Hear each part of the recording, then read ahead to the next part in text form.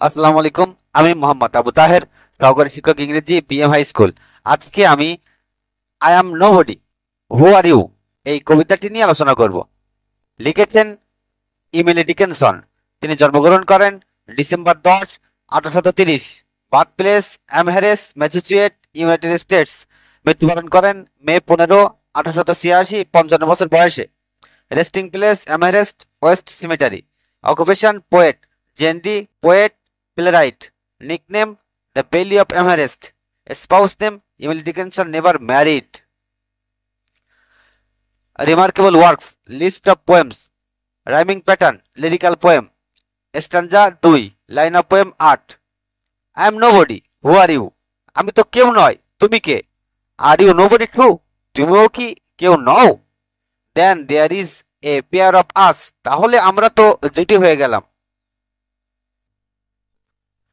Don't tell, they would advertise, you no.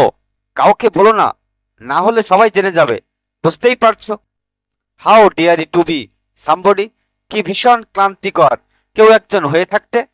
How public like a frog, কতটা প্রকাশ্য যেন এক ব্যাঙের মতো। To tell one's name the livelong June, সারাটা জুন মাস ধরে নিজের নাম চিৎকার করে বলা। টু অ্যান অ্যাডমায়ারিং বক, যেন পুকুরের কাদামাটিকে শুকিয়ে গর্ব করা। বিস্তারিত সারাংশ বাংলায়।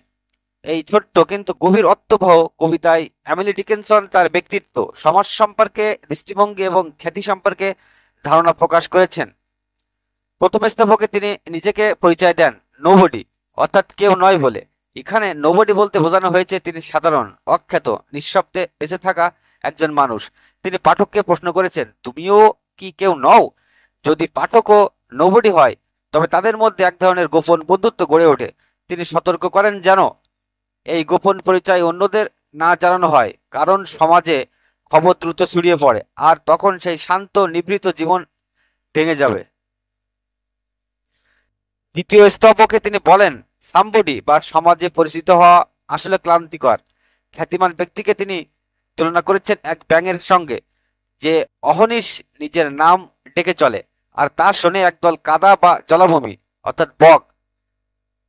এই তুলনার মাধ্যমে বোঝানো হয়েছে খ্যাতিমান মানুষরা সবসময় নিজেদের প্রচার করে চলে, কিন্তু বাস্তবে তা অর্থহীন, কারণ শ্রোতারা হয়তো কেবল নিষ্ক্রিয় জনসমষ্টি।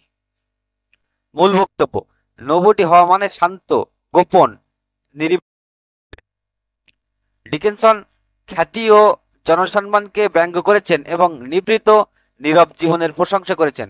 বন্ধুরা, আজকের এই কবিতাটির সারাংশ এ পর্যন্তই। আশা করি বুঝতে পেরেছো। ভালো থাকো সবাই।